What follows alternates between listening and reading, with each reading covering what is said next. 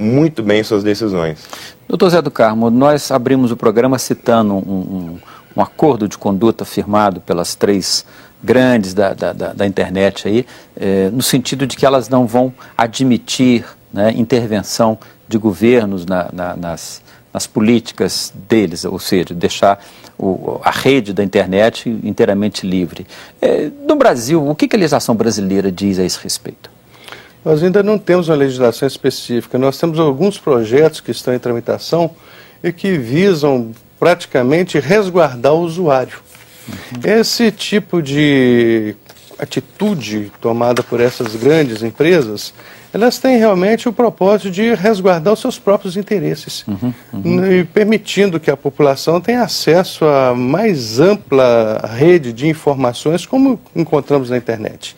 Observe que é uma situação onde nós precisamos imediatamente de um regramento que estabeleça normas de conduta ou normas que tenham por propósito conduzir esse tipo de ação no Brasil.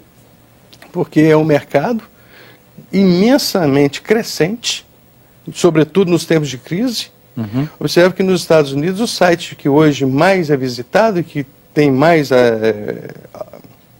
acesso pela população é exatamente o site de divulgação de empregos. Perfeito. O senhor falou em regramento e nós vamos detalhar esse assunto no próximo bloco.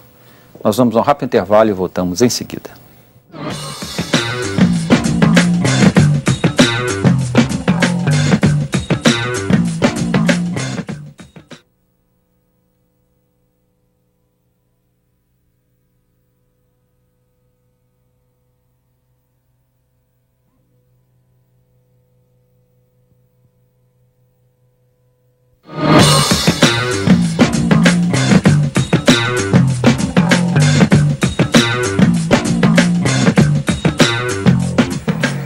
O Via Justiça está de volta, debatendo hoje as relações entre o judiciário e a internet.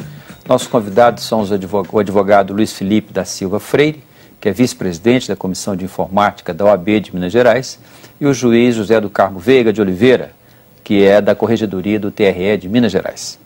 A nossa equipe também foi às ruas de Belo Horizonte ouvir algumas opiniões a respeito do assunto.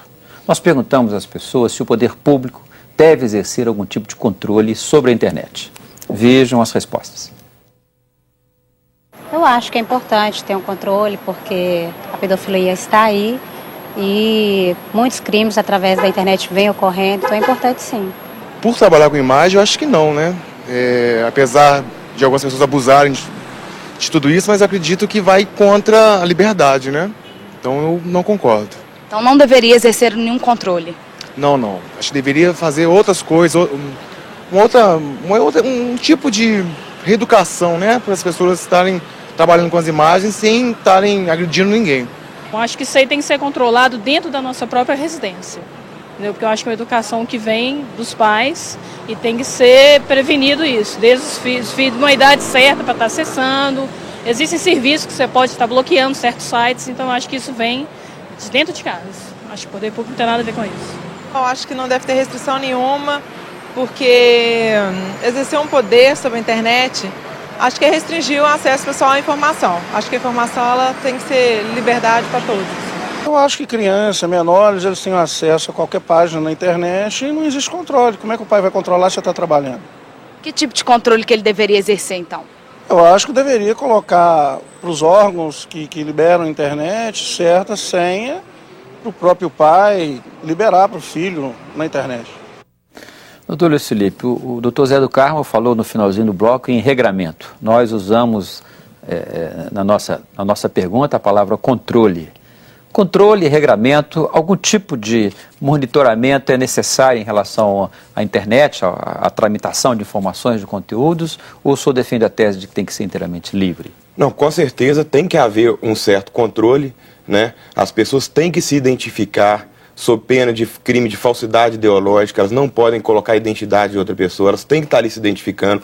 Por mais que o provedor, no momento de crítica ou de liberação de alguma frase ou de qualquer site, não esteja ali no anonimato, mas o provedor tem acesso a esses dados, esse provedor tem que garantir a veracidade desses dados E nessa questão do Google e da Yahoo, é importante esclarecer um ponto que o meu entendimento é que a China é um exemplo diferente, ela tem uma censura política.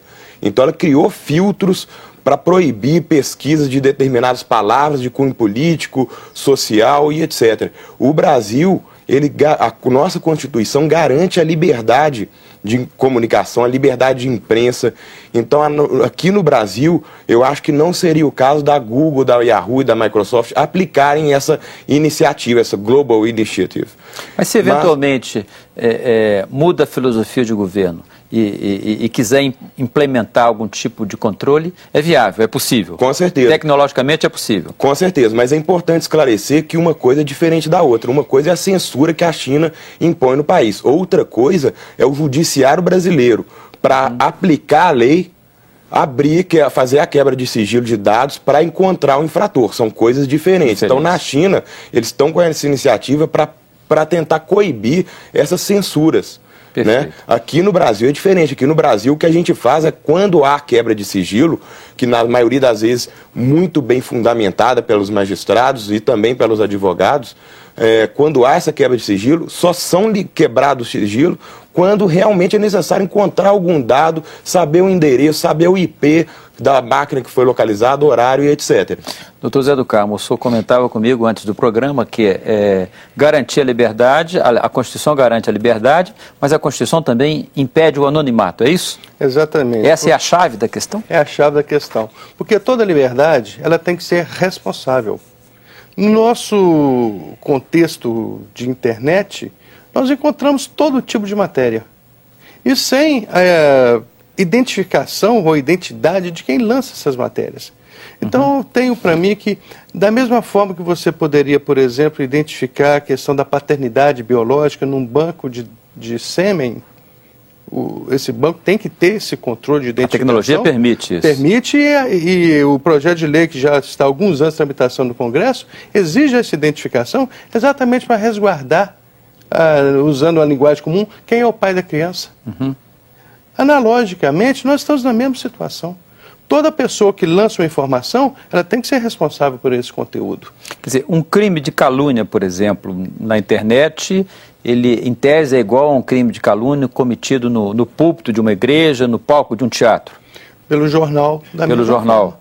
Inclusive, agora recente, o ministro Joaquim Barbosa, no TSE, lavrou um voto assim, de extraordinária inteligência, equiparando os sites aos jornais impressos. Perfeito. Então nós estamos dentro dessa realidade hoje.